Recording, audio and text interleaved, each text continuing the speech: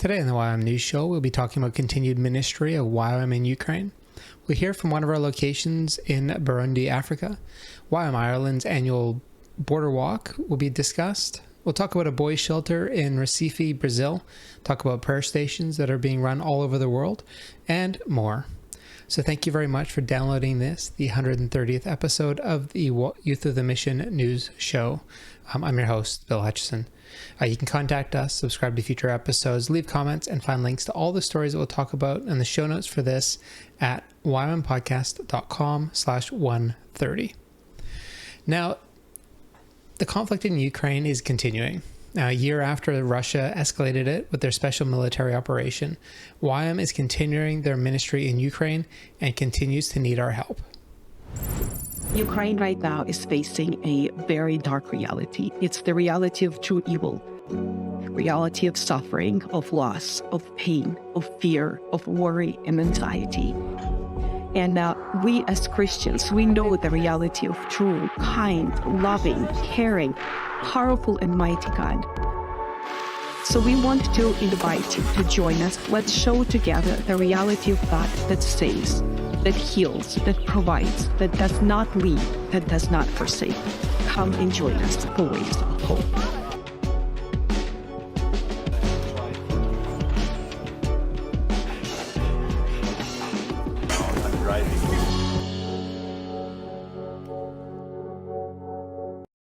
Now, you can actually head right over to the YWAM website, YWAM Kyiv website at ywamkyiv.org, where you can find out about the teams that are happening and the teams that they're calling in. They're looking for different teams to come and work together to meet the needs that are happening in Ukraine and to serve the people who are suffering from the conflict that is happening there. Last year, a YWAM team traveled through South Central Africa, ministering in more than 15 different locations, where they would lead worship, pray with the different challenges that the locations are experiencing. They would help to coach, debrief, and train the local staff. The team also brought with them a film crew that were focused on giving a voice to the locations that many of us have not heard about.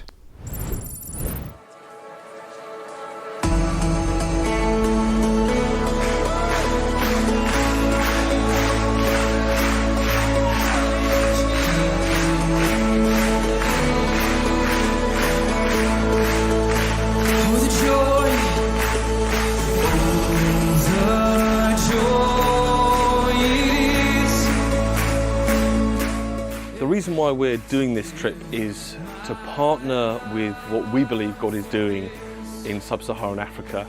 We believe God's preparing this part of Africa for one of the greatest mission moves that the world has ever seen. Statistically, in numbers, it's looking like sub-Saharan Africa is going to have more Christians than any other continent on earth very soon. And then if just 0.5% of all of those believers go into missions, we're going to see a move of God that will send thousands and hundreds of thousands of missionaries north to complete the Great Commission, go into North Africa and the Middle East. But to do that, we're going to serve some of these YWAM communities to help them in their process, help them in their amazing work of setting up discipleship processes and discipleship centres where they can be part of that discipling of the missionaries that will go north and preparing their nations to send those missionaries.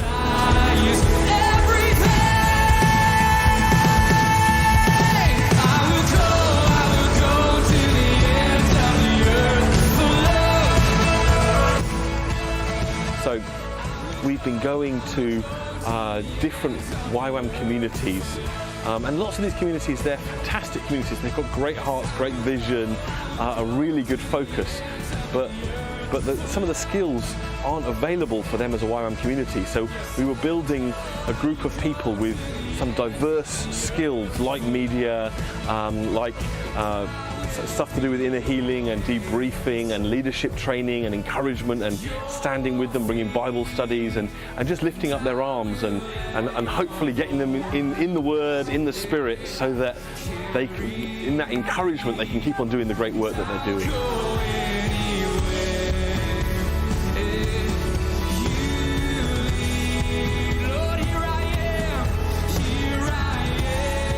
one of my dreams to go into different nations, different places where people are doing great things for God and tell their story to the world.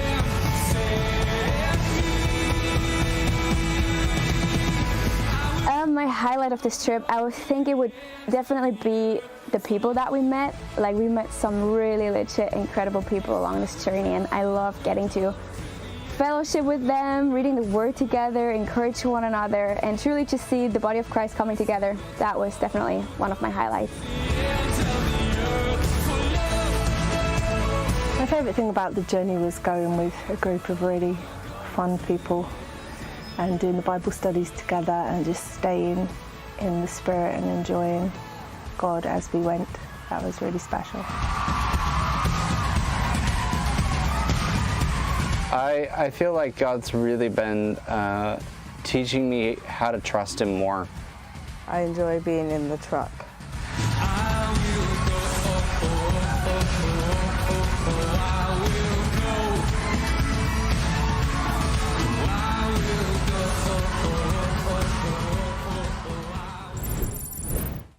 So over the course of the year, we'll be sharing with you many of the stories from the different locations that the film team visited. Now, the first one that we're going to share with you now is when they visited YWAM Burundi.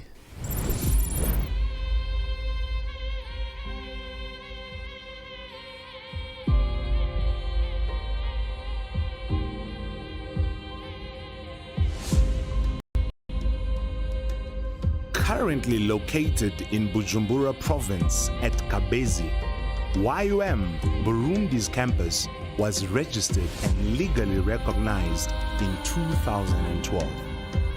Founded in 1960, YWAM is an international non-denominational Christian training and social outreach organization operating internationally with 1,200 campuses in over 180 countries.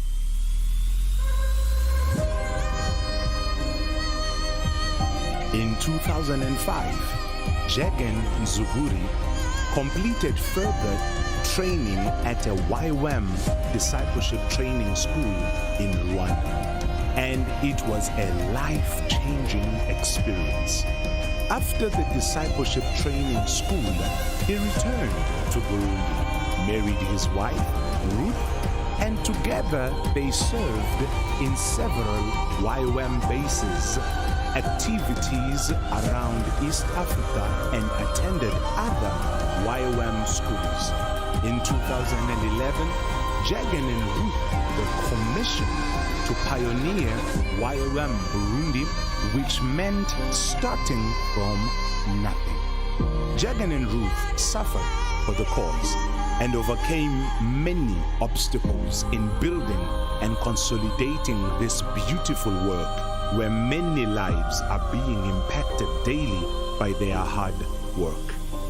Shaken for several years by social and political instability, Burundi has suffered greatly. This climate has therefore created a need for reconstruction and assistance of the afflicted communities, and YWAM Burundi holds a vision that would provide a strategic solution for what the nation of Burundi aims to be. The vision of YWAM Burundi is to restore and transform communities across Burundi and beyond.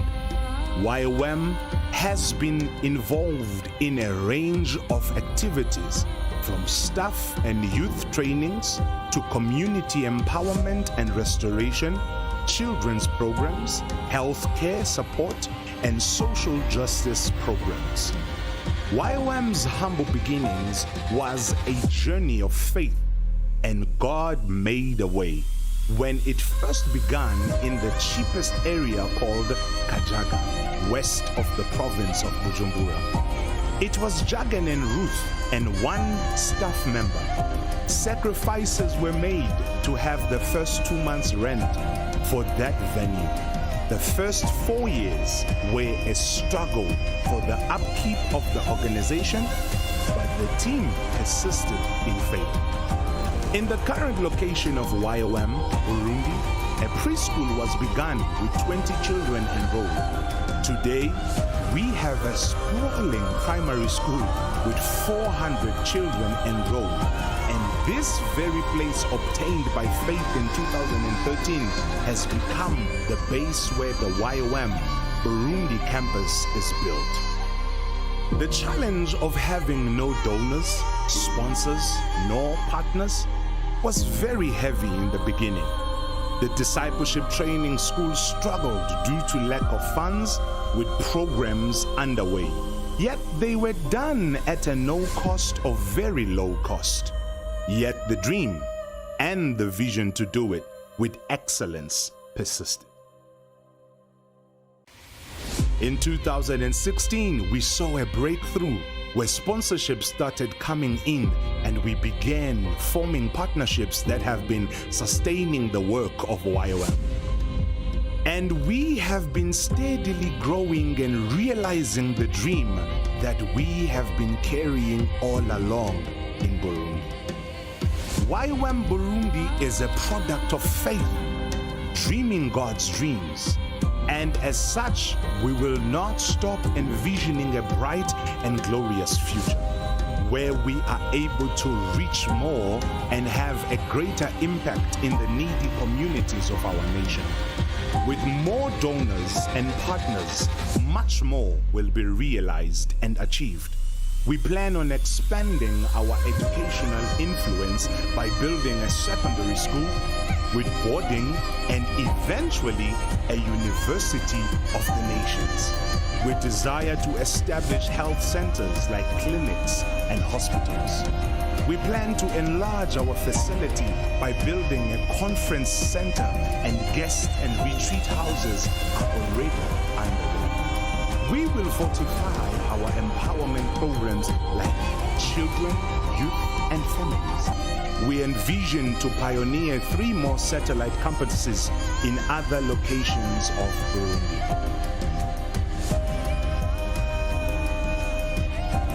God has been tremendously faithful, and we owe him all our gratitude. There are numerous people who have responded in making the work of YWAM Burundi a dream come true, and we are grateful to the partners. Together, we work to realize what God desires through YWAM Burundi. The staff members, the donors, sponsors, and the partners, the government of our great nation, and the many people who pray and support the great work. We thank God for you. To our God and King, who entrusts people with his work, we are honored and humbled to be co-workers with you, Almighty God.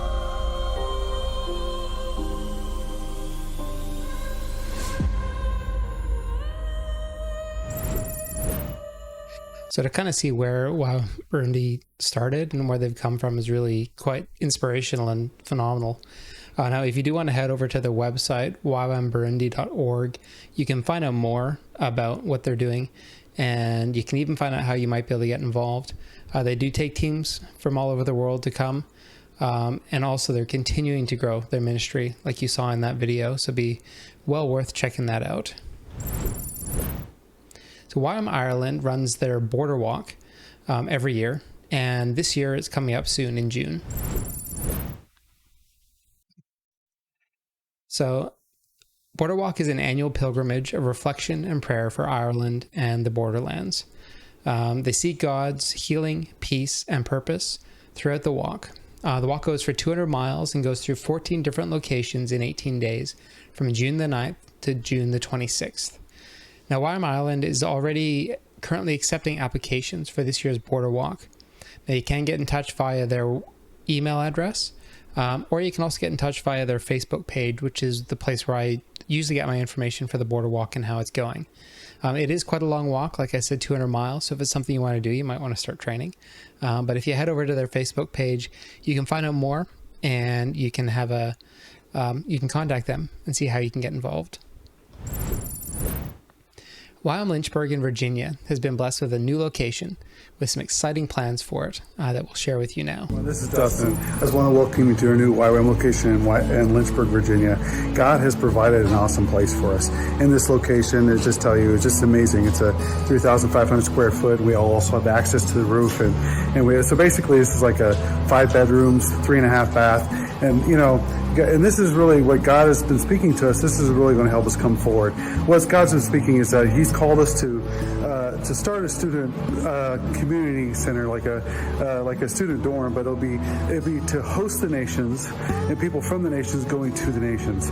This will be a place where we can gather people together from the different colleges around us and that are Christian believers that want to be in a discipleship community. And in this area, what we're going to do is we're going to have people coming in. We're talking internationals from schools, missionary kids, and also like people have a passion for intercession and prayer, that have a heart for missions. That they would come here, have a discipleship community, and this is going to help mobilize people for the world. One thing we don't think about is of Christians, believers of Generation Z, that they would consider missions as a long-term career. We're talking about bringing them together here. You're talking 1 out of 5 would actually consider going overseas and being an overseas missionary full-time. Yeah, so if you head on over to their website, which is ywamlynchburg.org, you can find out more about them. Again, like you said, they're looking for people to get involved, whether get involved financially, get involved with the work that they're doing there. You can head over to ywamlynchburg.org to find out more. So despite all of the challenges and unrest that is continuing to happen in Haiti, YWAM St. Mark is still running their Camp of Light.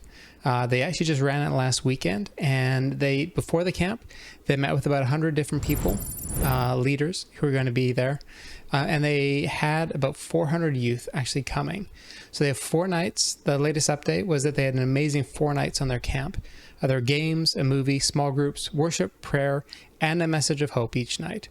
They were very thankful for the opportunity once again to reach the youth in their community. God's faithfulness and strength is what allows them to continue to minister in every circumstance. They do thank you for those who were praying already for what they were doing there. Haiti is still going through so much unrest. It's a nation that needs a lot of prayer. So it'd be good to keep praying for them, continuing to seek God for His blessings to be on that nation and on the people that are there. So Hope House in Brazil is a shelter for boys between the ages of 6 and 15 who are in situations of social vulnerability. Now, the plight of some of these boys and YWAM's ministry to them was featured recently in a Fox News segment. You'll see them usually at night, the street children of Brazil. Some have parents also living on the streets.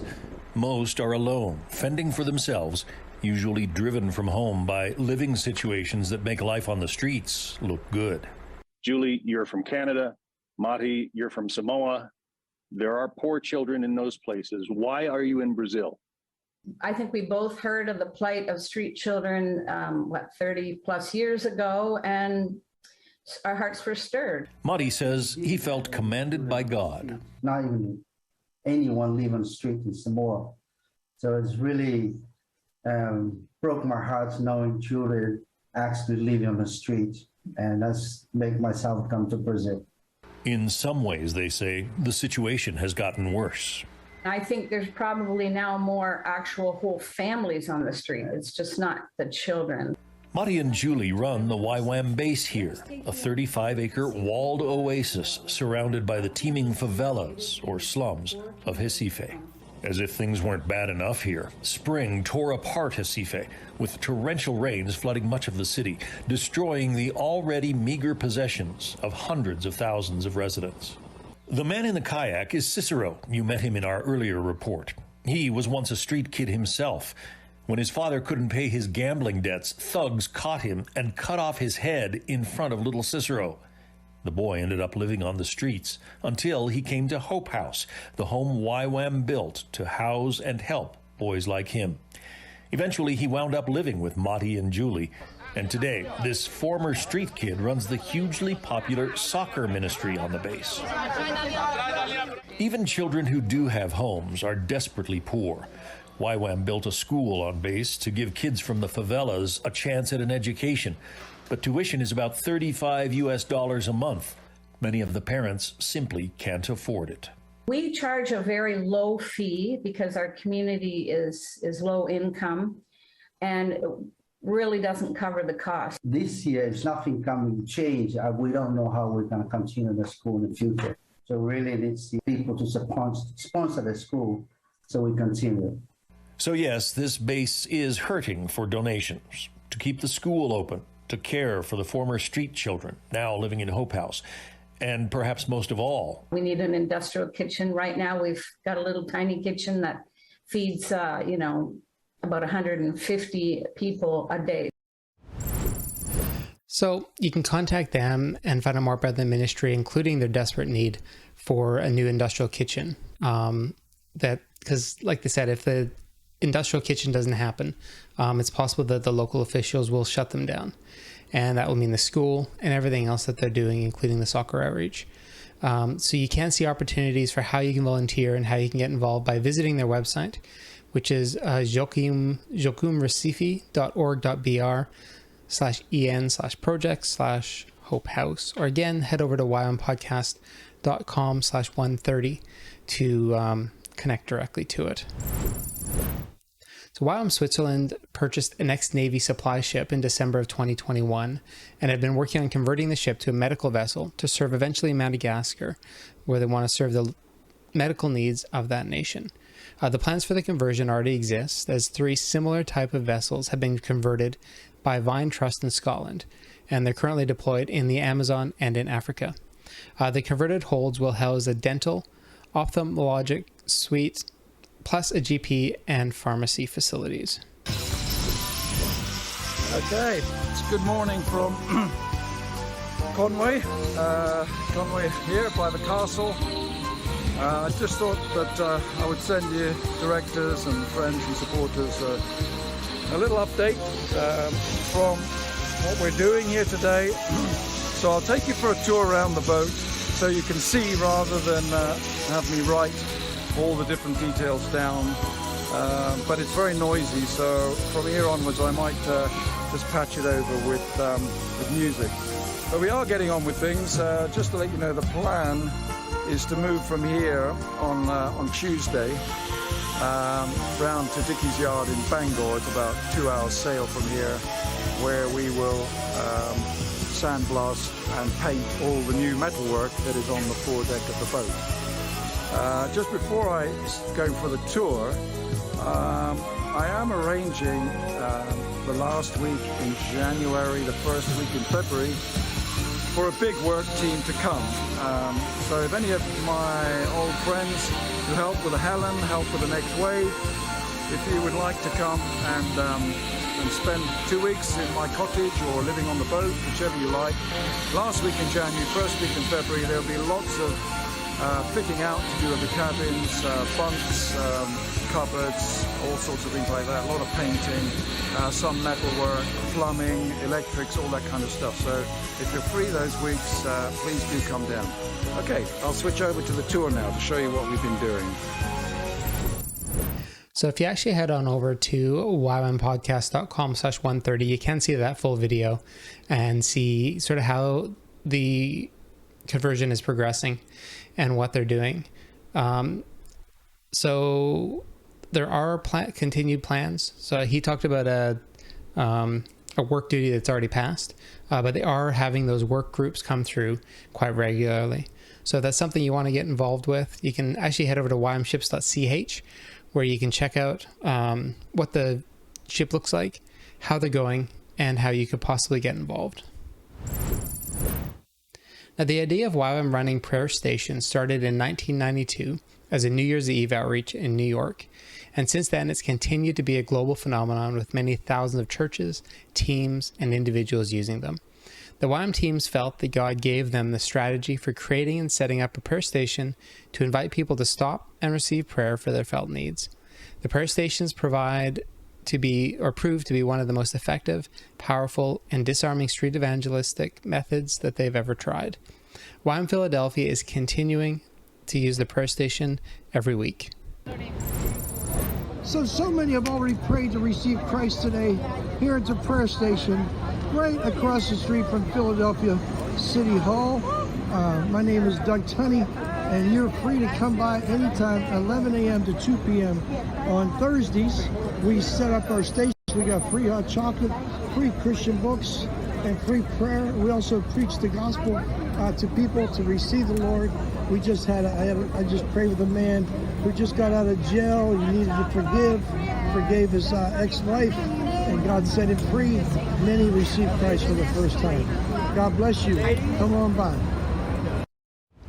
So you can check out the YWAM Philadelphia website for more stories from there, and also to find out when the next prayer station training will be happening. The next one actually is February the 25th, from 9 a.m. to 2 p.m. there in Philadelphia, but they are regularly running it. So, you know, if you want to do this yourself, or if you want to look at how your ministry or church could do it, that'd be a great place for you to check out to see what's happening. So last month we shared with you about the smartphone film training that's happening in Malawi. Now that training is happening right now, and the local leaders and teams are getting equipped to produce their own local films. Now, in addition to the smartphone training, there's also frontier filmmaking teams in Togo. Here are some of their stories.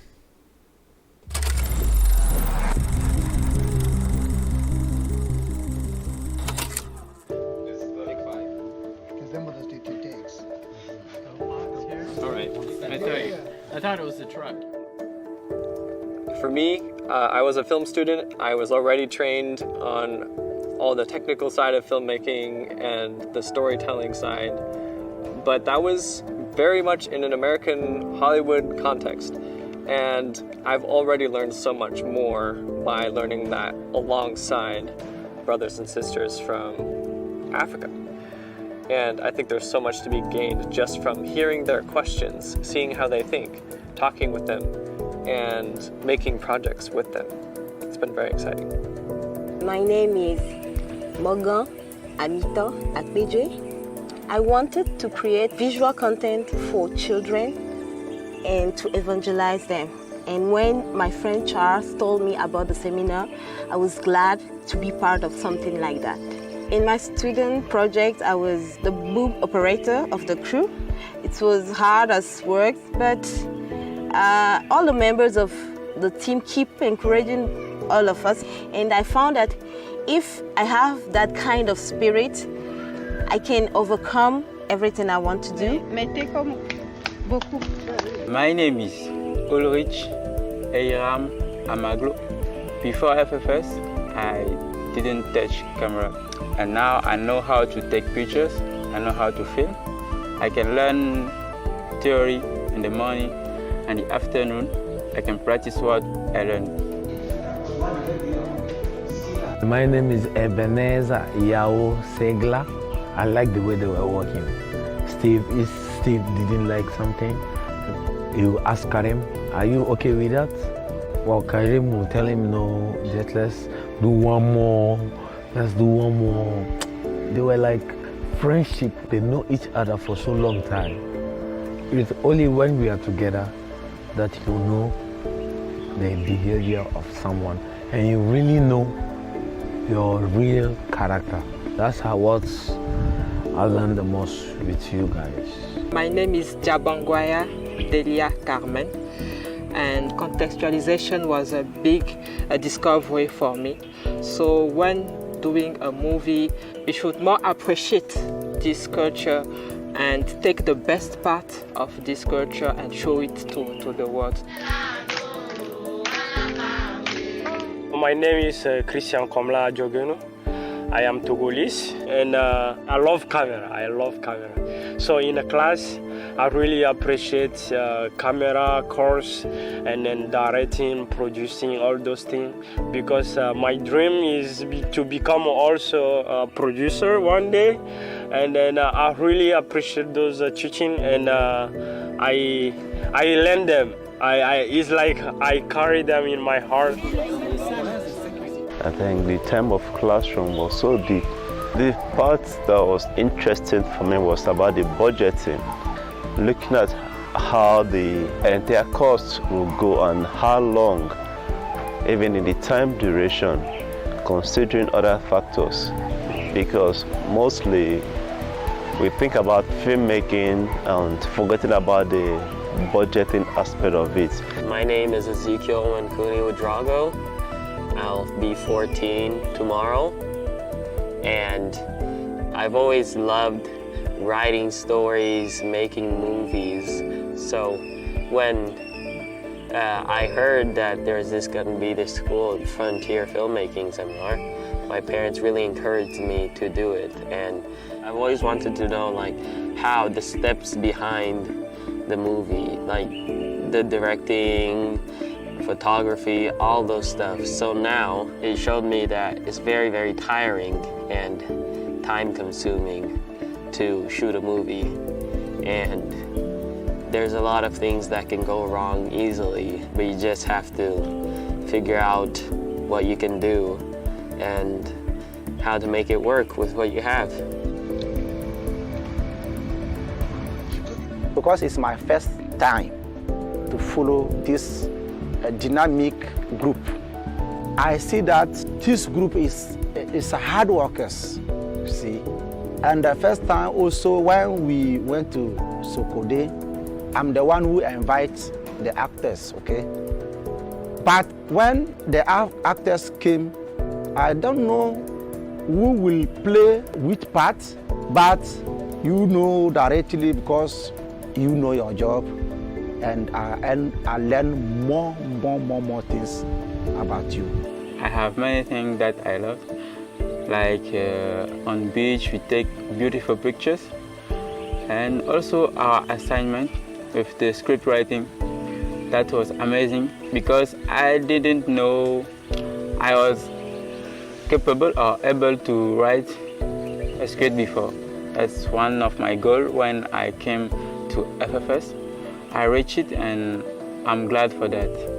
For me, it is very simple or easy to work alone, but work with a team was very uncomfortable. And I have to struggle with another people to work with them and to make something beautiful.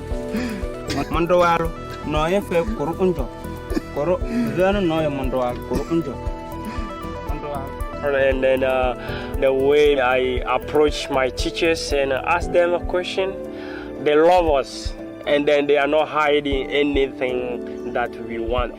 They explain the question to me and I get what I want. My name is Eric Agboku. As Africans, we love to tell a story. Telling the story through a film can be another way that our story can go where we could not go. People are very illiterate. They cannot go to school and they cannot write. They cannot read, but they can talk. Why not using this strategy to equip the local people? My expectation is to have one of FFS best movie in Africa, but make a good production that will bring people to Jesus.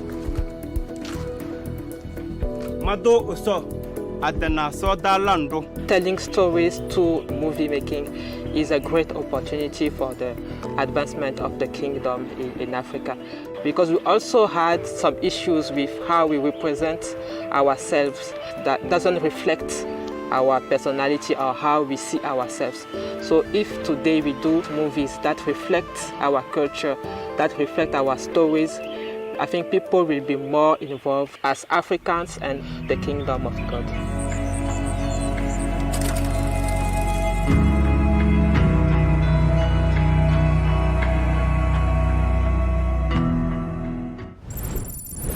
So if you head on over to the website at createmobile.org, you can find out more about the Frontier Filmmaking Seminar. They're running it again from the 3rd of March to the 2nd of May.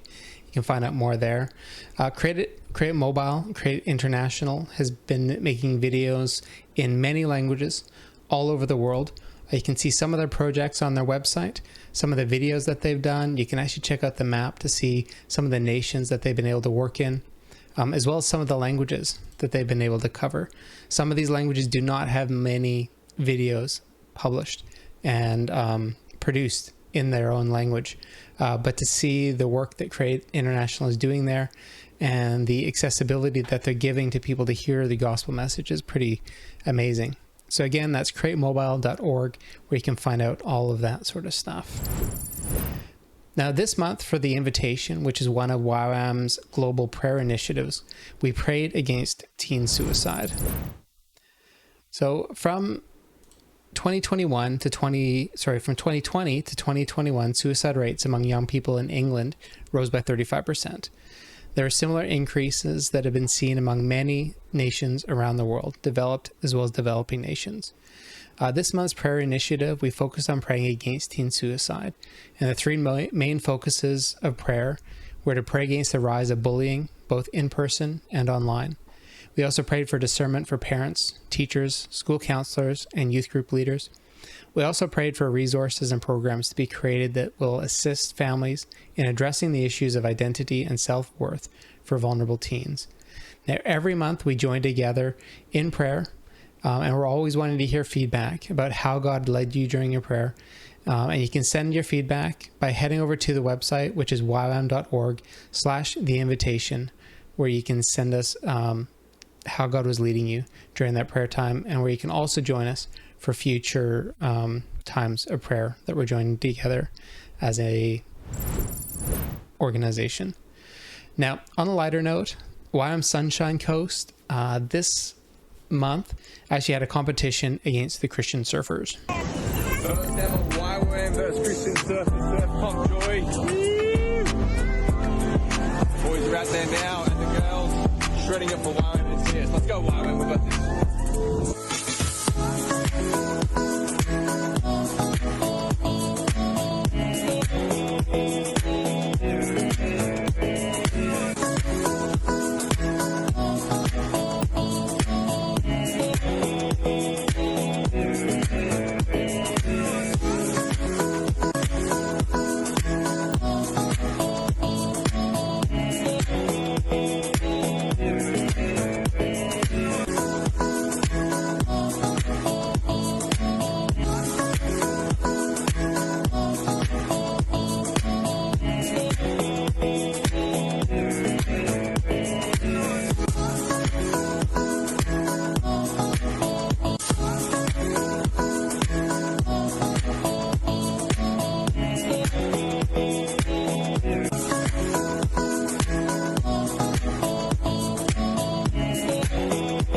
Unfortunately, this time round, YWAM did lose. But the ministry to surfers is something that YWAM in Sunshine Coast has been doing for many, many years. I don't surf. You wouldn't want to see me on a surfboard. It'd be quite humiliating and humorous. But it's a ministry that even I was involved with back in 1998. I did an outreach there during their schoolies, which is...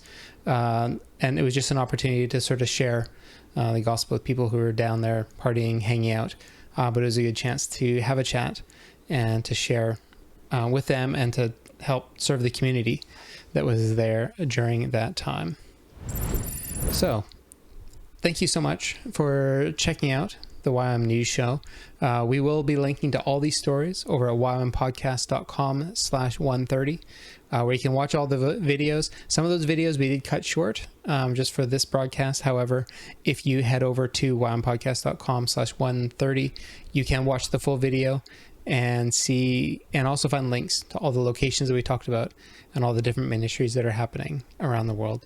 So again, thank you so much for tuning in, and we look forward to talking to you again next month.